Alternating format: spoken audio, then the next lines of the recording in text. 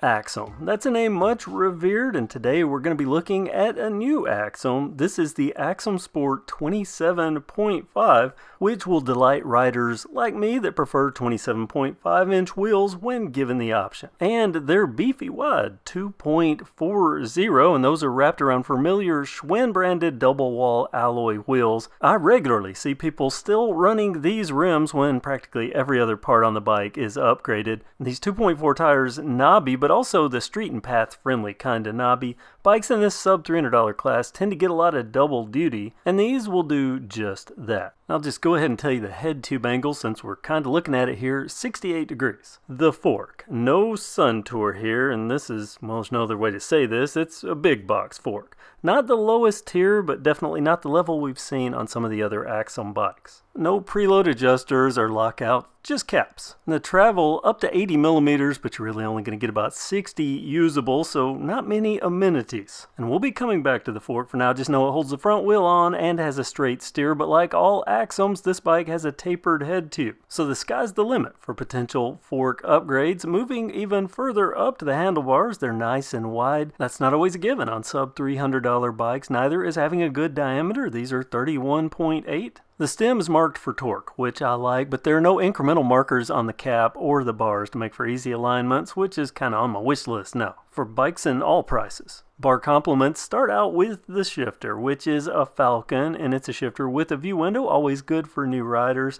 and the trigger locations, a thumb shifter and a trigger shifter, everything in perfect reach for me. The grips, they're nice too, not fancy, basic slip-ons, but they have a very soft rubber feel to them, and the Schwinn branding is reminiscent, I call Kenda tires Kenda-Kendas when they have two labels, so I'm going to label these grips Schwinns. The sole other bar complement is the brake levers, and getting down to bikes under $300, I still see some with plastic levers at that price, so I'm glad to see while this clearly is mechanical brakes, the levers are metal. Front wheel mount quick release. Here's the calipers for the mechanical disc brakes. Generic, but there is branding on the rotors, the Schwinn Star. These rotors 160 millimeters. That's front and rear, and while the front wheel is quick release, looking at the rear you can see this is a bolt-on back here, which I believe every sub $300 Walmart bike still has, so no trickle down for quick release at the rear at this price. Now let's get to one of the bike's big ticket items, the drivetrain. It starts off with plastic Schwinn branded pedals and 170 millimeter alloy pro wheel crank arms.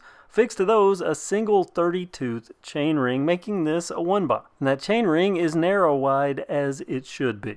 So we know this is a 1-by, and we know it's a 1x7 because of the 7 on the shifter window. The rear half of the drivetrain, where a lot of the work gets done, just like the shifter, it's a Falcon. A Falcon gear model, GYR, like the bird. And this particular derailleur has a clutch. Always welcome clutches. This is the first one that I've seen with this curved type on-off switch. Nice little swoosh there, which I played around with the entire clutch system for way too long trying to feel the difference. It's subtle. We're going to come back to that. First, let's see what gear range this is shifting through. The 7 speeds are a 14 to 40 tooth freewheel. It is a freewheel, hence the bolt-on rear wheel, but my 27.5 Schwinn bike is the aluminum comp, and it had a 3-by, so I welcome this 1-by with a wide-range freewheel. Here's the hang card if you need the barcode or the item number, though I will link down in the description to the product on the Walmart website, and depending on your viewing device, you might even see a link right below this video. And look how the user manual comes now. Getting fancy, Schwinn. Other components of note, there's a quick release lever for the seat post. It's an aluminum alloy seat post. Saddle mount type, it's the old kind. The saddle itself, though, Schwinn always does a good job making their saddles look sleek, and this one is no exception. Glossy black on matte black, and I like the way that Schwinn has tied in this black saddle color with the 2 black bars on the Schwinn Axum Sport graphic. Going back to the seat post itself, I've mentioned its aluminum alloy diameter, 31.6 millimeters. Seat post guts, a clear view all the way down to the bottom bracket, which is an integral part of the aluminum alloy frame, and the bike I'm testing has a medium frame. This Axum Sport 27.5 available in 2 frame sizes. This blue is the medium, and there's a silver, which looks to me exactly like I figured the aluminum comp would eventually evolve, but I'm told this bike is going to be replacing the aluminum comp. This medium frame size 16.5, the small 15. Visually, this blue not done justice on camera. It's an attractive metallic blue, and the frame's construction along with the finish. Schwinn always among the best in my opinion. With their frame finish, I mean, they can rival bike shops with curb appeal. Good looking. It also fits in with the trend of hybridized cable routing, internal and external routing, but this Axum Sport does it very well, making only the shifter cable internal, all the others external. That means no unused open ports even after upgrades, unless you use maybe a wireless shifter. One such upgrade, something I could never do with Project Comp, is utilize factory routing for a dropper post. The Axum Sport, dropper ready. Of course, the main upgrade most people are probably going to do is hydraulic brakes, which is easy thanks to the external routing provisions. One last component, the kickstand, included with the bike. That's the component rundown on this 27.5 Axum Sport. Now it's time to see how all of this stuff does on an actual trail. No upgrades, off the rack and or fresh out of the box. First impression of note, the Falcon gear shifting quite good. Easy clicks via the shifter, and the derailleur works through each and every gear without fail. But it does have one unique feature. I can go from high gear all the way to the lowest gear with one long press of my thumb. The fork is, well, it's a budget fork. There's no getting around it, and it's going to be the limiting factor for this bike in factory form. It's just enough to smooth out small bumps, make it ever so slightly more comfortable. Very basic, green trail usable, just enough for someone to dip their toes in the mountain bike waters. The disc brakes stop the bike just fine. But those are things I expect on a sub $300 mountain bike from Walmart. But let's go back to the gearing for a quick second. More specifically, the gear range, even more specifically, the low gear. Something very important to me, the granny gear. 30 tooth up front, a 40 tooth at the back. It's not the lowest, but it's definitely acceptable low gearing given this price. And even though you see me desperately hunting for another gear that's not there, I scale my expectations with price, and this is acceptable. So how does it handle an actual trail on an actual ride? And this is Green Trail Magnolia at, oh yeah, a little noisy. Magnolia at Wildwood, a trail I sponsor, a trail perfect to take bikes like this out and take an easy leisurely ride, which is exactly what I'm doing here. Riding this bike exactly like a new rider first time on the trails would ride.